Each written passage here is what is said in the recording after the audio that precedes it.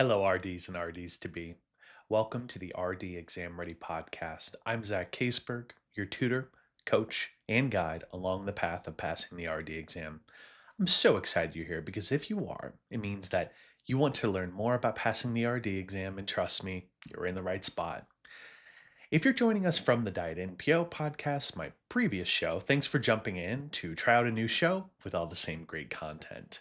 Now, what is one thing that you, me, all other humans in the earth do every day of our lives? It's digestion. It's using our GI tract. Digestion is such a fun topic to talk about, and no, I'm not being sarcastic because it is challenging, but you can attack it in so many ways. Digestion is perfect because it's the perfect topic to draw things out, talk through it, eat a meal, and think about how it's being digested through your body. There's so many ways you can apply it in everyday situations. It's going to be our topic for today, and I want to start by giving you an idea of how we're going to break this down. I want to start by talking about all the different structures of the GI tract, understanding some of these accessory organs and what are they chipping in to the party here. Then we're going to expand that. We're going to go into the enzymes. This is where it starts to get a little more challenging is some of the enzymes that are involved in the GI tract. Then we're going to take one more layer off and we're going to talk about the hormones of the GI tract. Anytime hormones come up, we know things get just a bit more challenging. So we're going to take it layer by layer as we peel this off here. I want to start with those major structures though. We're going to go through our list and just talk through a bit about these, starting with the top, going all the way to the bottom. As we ingest, we start with the mouth. What's the mouth doing? Say it to yourself, picture it, it's chewing, and it's mixing food with saliva. As it goes down, it then drops down into your pharynx, okay? Starts with a P, the pharynx. And that pharynx is really responsible just to be there to get food from the mouth to the esophagus. In the mouth, you had those salivary glands, right, that secrete saliva and secrete other things that we'll talk about too. As it's passing into that esophagus, you got to kind of remember here that you're also going to have that epiglottis, which is kind of that little flap that closes. And this is kind of preventing food from going down the wrong pipe. The wrong pipe would be like your trachea. We don't want food and liquids to go down your trachea into your lungs. That's no good. We'd rather pass over that epiglottis and down into the esophagus. Okay? Now that we're into the esophagus, what's its role? Esophagus to me is just a big tube. Passes food from the mouth to the stomach. That's what it's doing. At the bottom of that esophagus, you have what's called a sphincter. Sphincter is a funny word, but what a sphincter is, it's a valve kind of that can open and close. It can open and close to allow things to go through, but hopefully not come back up. This one we're talking about is the lower esophageal sphincter. That's going to allow food to pass from the esophagus to the stomach, and it's going to have the goal of preventing backflow from the stomach to the rest of the body, like the mouth or the esophagus, right? So let's review this area. We talked about the mouth, the salivary glands. We talked about it passing past that epiglottis, down into the esophagus, and then through this lower esophageal sphincter. With me so far? Now that it's passed through that lower esophageal sphincter, it then goes into the stomach. What does the stomach really do? Well, it churns, it mixes, it grinds to a liquid mass, and it also adds things like acids or enzymes or water to help break down that food and make it much easier to digest. When it's in the stomach, it's this very acidic environment, and it's going to pass through another sphincter into its next step. The next step from the stomach would be going to the small intestine. The contents of the stomach will pass through that pyloric sphincter. That pyloric sphincter, again, much like the lower esophageal, is its opening to allow food to pass through, but then closing to prevent any backflow from occurring, right? Passing through that pyloric sphincter, it then is going to end up in the small intestine. Now we're in the big side of things. We know the small intestine is there to secrete things like enzymes, mix things, and absorb a lot of nutrient particles. What we really kind of discount is the fact that there's so many accessory organs that are around the small intestine that are helping out here. And you need to be nice and familiar with those different ones. One that we want to know about is going to be your gallbladder. Gallbladder is responsible for what? Storing bile for later use in digestion. So that gallbladder is storing all of that bile in there. The liver, next to the gallbladder, is going to be the one that actually makes that bile and many other substances to help out in the GI tract. Next door to that kind of bile duct is going to be that pancreas. The pancreas, huge organ for the body, probably my favorite, is going to secrete enzymes and bicarbonate that neutralizes that acidic chyme. So let's review. When those contents have now entered in the small intestine, a couple things happen. The pancreas decides to get involved by releasing its pancreatic bicarbonate as well as its own enzymes into this as well. The gallbladder, another accessory organ, is going to release bile into the small intestine to help do a little breakdown there as well. Okay, now all the food has been broken down, it's been absorbed as much as it can inside the small intestine. Well, what happens next? We have a valve. There's a valve between the small intestine and your large intestine. And that valve is known as the ileocecal valve. Okay, so ileocecal valve. It's a valve that lets those kind of elimination contents exit the small intestine and then go into the large intestine, right? It also serves to prevent any backflow because that wouldn't be a good thing to enter the small intestine. Once we are in the small intestine, once we're in the large intestine or the colon, this is where things are getting absorbed like electrolytes and water and minerals, production of fiber and water and bacteria that of all these different things that were unabsorbed, they're all getting collected in the large intestine and then stored inside the rectum. So the rectum is just storing that waste for later elimination. Finally, you just have the anus, which opens to allow the waste to exit, right? That is your start to finish of all of the major organs we talked about here. And it's a good, 15 organs that we need to be familiar with, and it may feel like a major one, but let's focus on our big players. You have your mouth, you have your stomach, your small intestine, a couple of those accessory organs in the large intestine. So really you have a list of 10 that you need to start with to really understand and then expand that beyond here. What I greatly encourage, draw these things out. Find a nice diagram online. There are tons of tools out there. And print it and draw it out. Put it on your tablet and draw it out with a stencil. Go all through this process and just use lots of colors and different activities to really apply of how it's going through that intestinal tract. Now, we have to peel a layer off because, the GI tract is never just that easy. You got to talk about those enzymes that we mentioned along the way.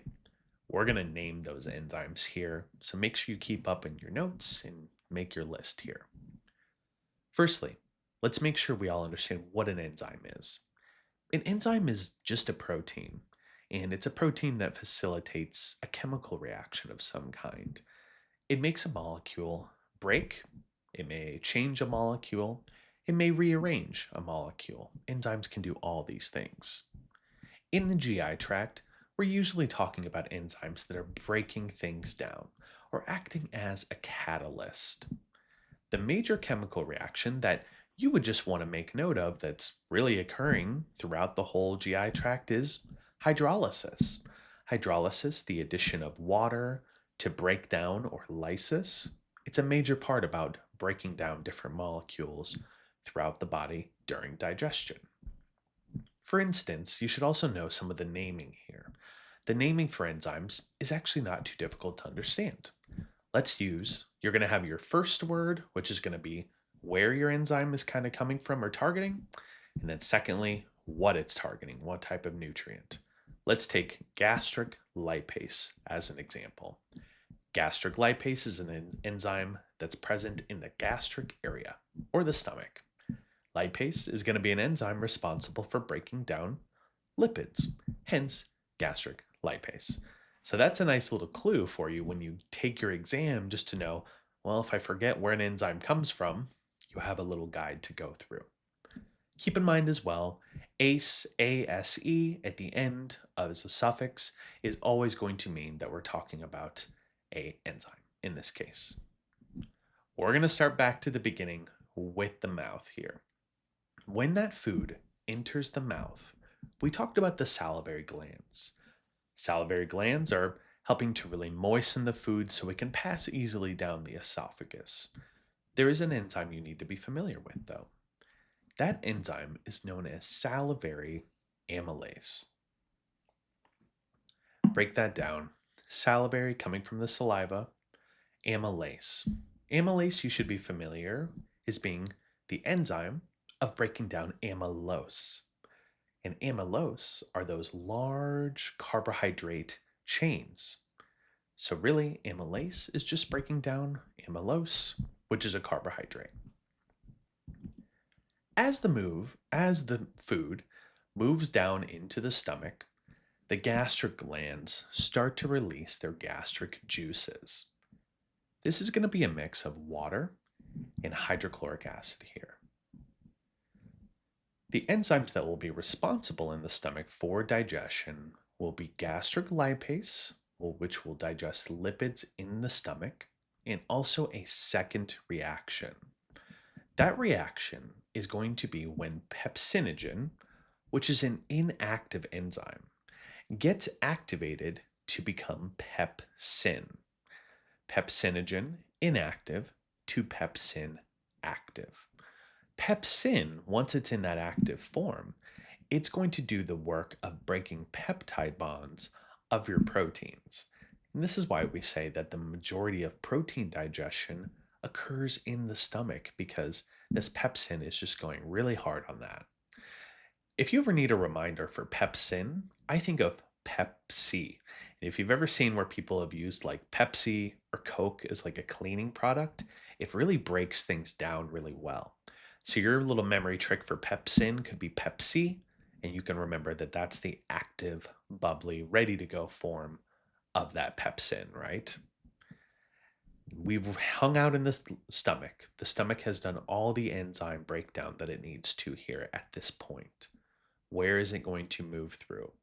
Remember, it's going to go through that pyloric sphincter, and it's going to go into the small intestine. Upon entering the small intestine, here's what I need you to remember. That content that just came from the stomach, it is so acidic. Like so acidic, if it got on your skin, it would scar you for life. That's what we're talking about here. You may wonder, why doesn't that acid burn my stomach up? Well, that's because the stomach has this nice mucosal layer that helps to prevent that acid from eroding it. The small intestine, however, does not have this. So, what are we going to do? As that acidic chyme comes to enter the small intestine, the pancreas decides, hey, it's time to start helping out. The pancreas is going to first release that pancreatic bicarbonate. Bicarbonate, please remember, is a base, so it works to neutralize that acid when it comes into the small intestine. This is a good thing. Secondly, the pancreas is going to be responsible for several enzymes to break down those food contents as they come in. These following enzymes come from the pancreas but go into the small intestine. Remember that.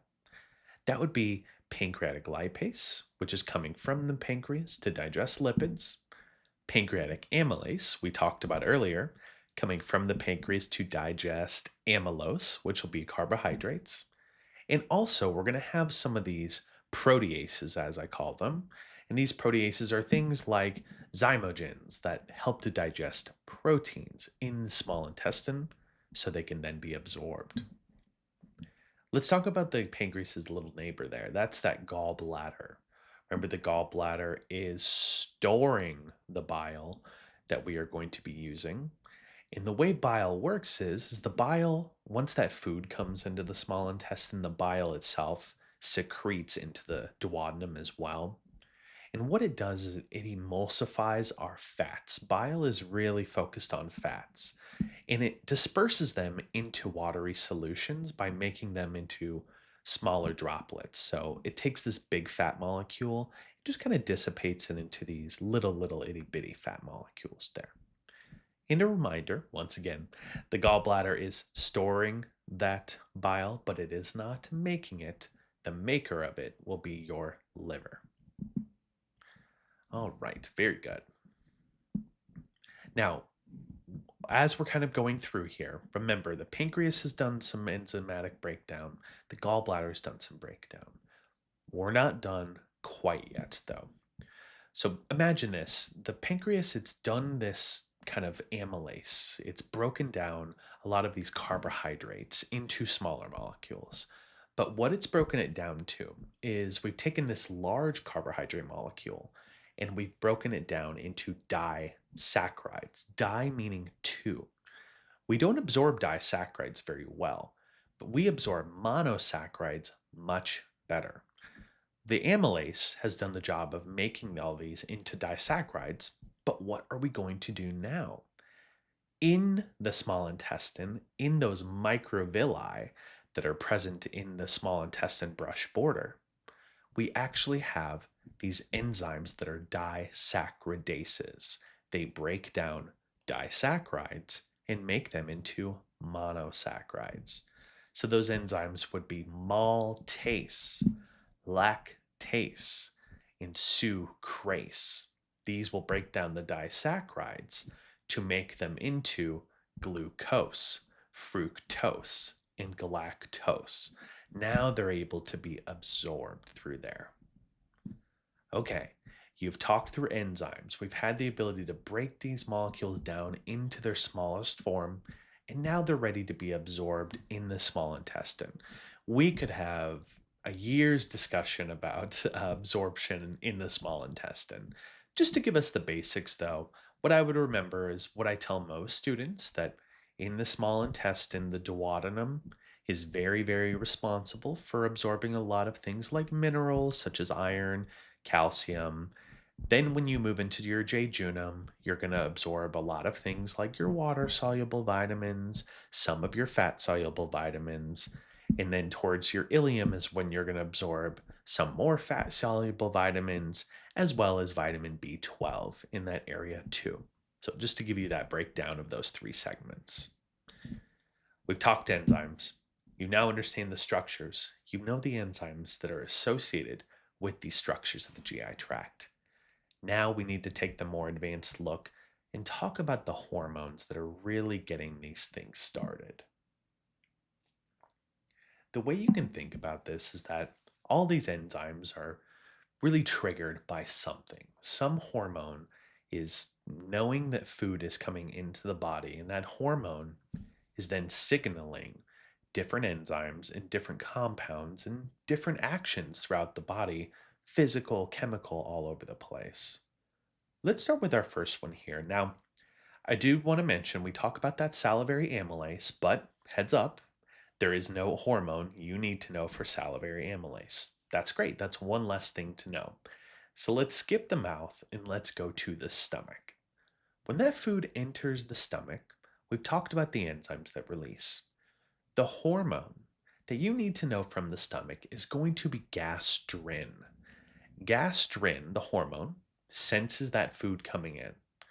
And once that food's coming in, it stimulates the release of the gastric acid, and it also slows motility, meaning it slows digestion down a little bit so we can let everything do its job. It's going to target the stomach and the whole gastrointestinal tract. It'll stimulate secretion of hydrochloric acid, as well as activate that pepsinogen to pepsin. And it's really also going to start getting the ball rolling for all of those accessory organs, like the gallbladder and like the pancreas, because they know they're going to be used a little later on in the GI tract. So Gastrin is kind of like giving it a heads up, like, hey, maybe start getting rolling because I'm doing my work up here. You also want to know about ghrelin in the stomach. I'm not really thinking of it more of the GI tract, but with ghrelin, it is that hunger hormone. So it's going to be quite increased when you're hungry or fasting and decreased right after you've had a large meal. So, in theory, in the GI tract, if we eat, our stomach is going to fill up with contents, and then your ghrelin levels should come down. Just a good way to think about that and a good reminder. Now, that food is passing through kind of that pyloric sphincter, it's going into the small intestine. And we need to talk about a major hormone that I love here, which is going to be secretin. Secretin, I always love secretin because it's secretin that bicarb. That's what I think about it there. Secretin comes from the small intestine. It comes from the small intestine and it travels up to the pancreas. Okay, make that note. It comes from the small intestine and it goes to the pancreas. What does it do to the pancreas? It tells it to release that pancreatic bicarbonate.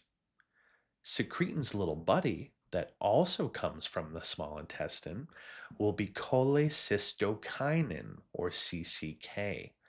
This is going to come from the small intestine and also target the pancreas.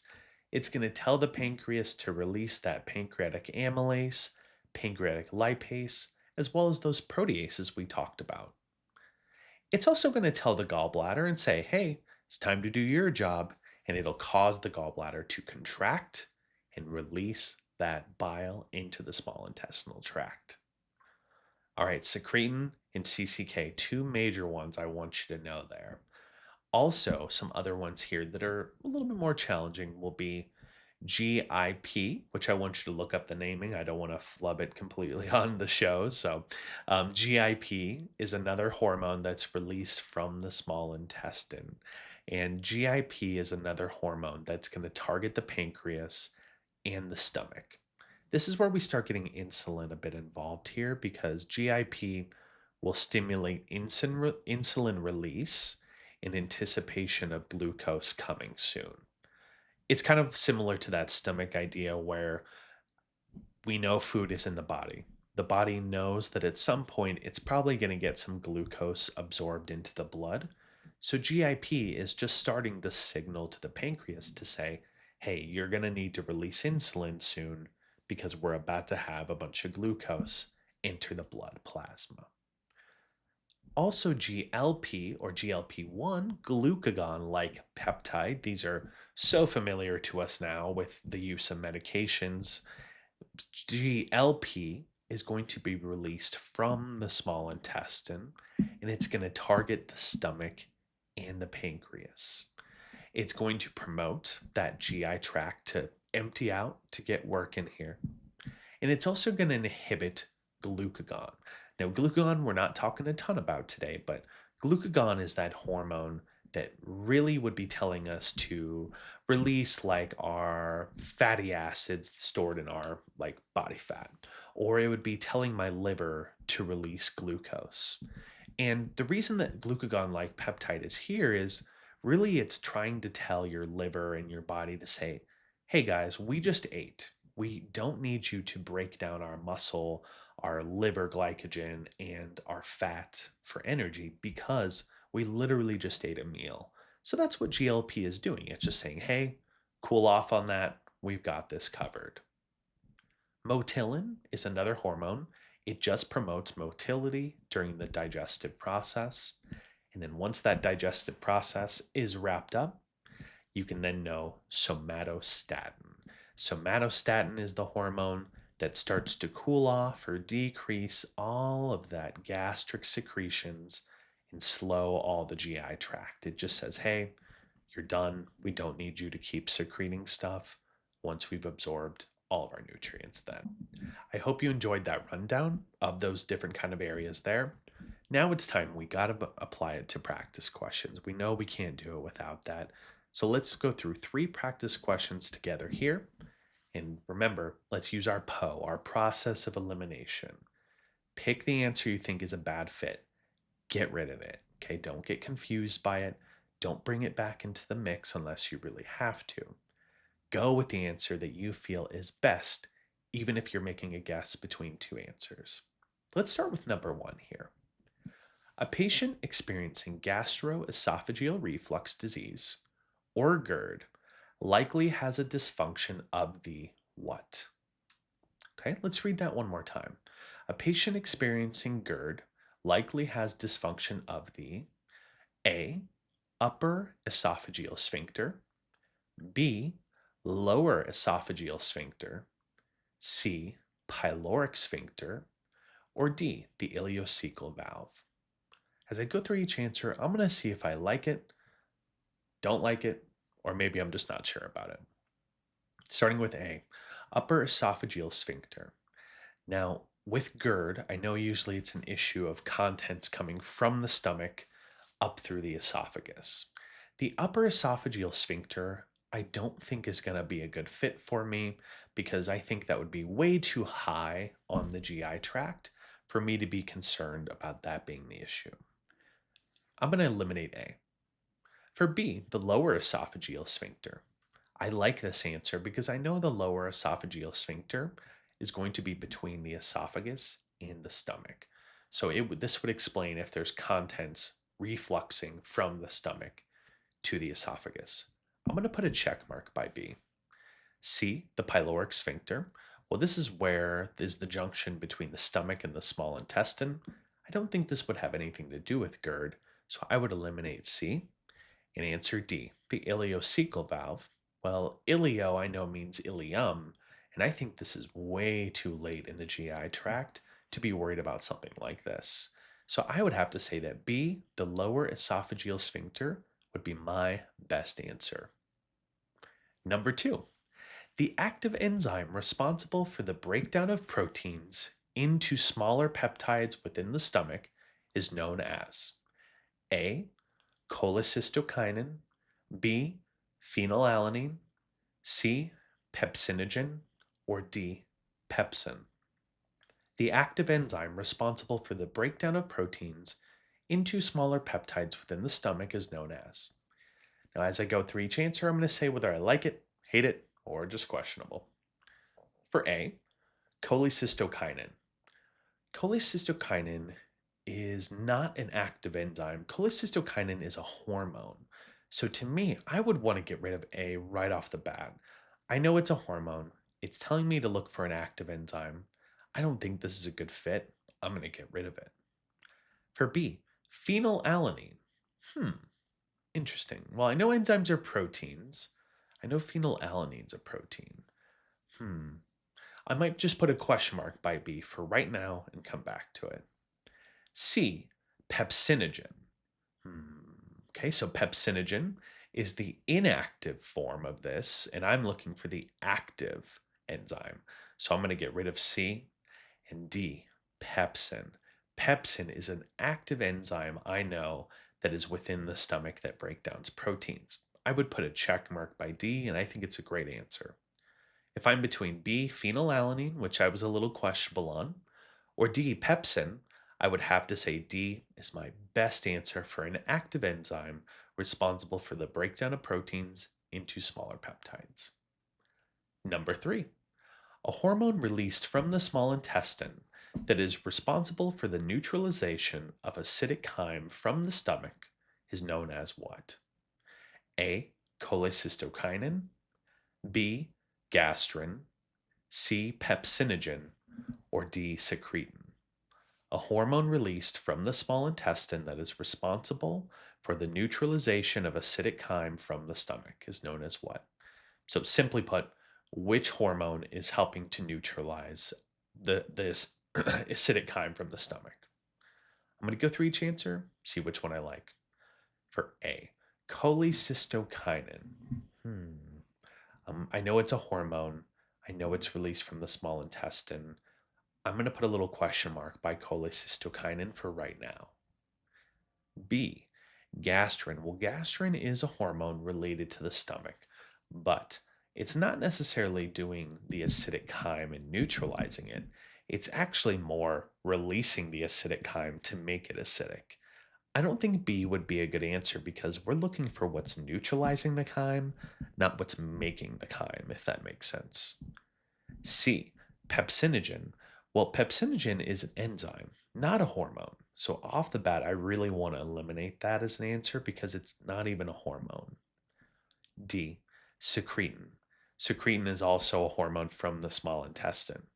The difference between secretin D and cholecystokinine A is that secretin is the one that neutralizes the acidic chyme, and cholecystokinin is the one that releases the enzymes, not the bicarbonate.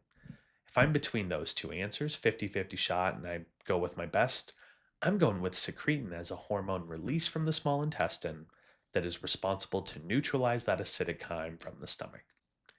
That's a wrap for today's lesson, students. I hope you listened, learned, and enjoyed joining us for today's podcast. Remembering that passing this exam is a journey. You're on your own journey, another person might be on their own. We all need assistance along the way. And do yourself and me a favor, hit that subscribe button so you don't miss any upcoming shows. Tell other studying students, teachers, people that want to know, and rate, review, and just help spread the word. And as always, always remember, happy studying, RDs to be.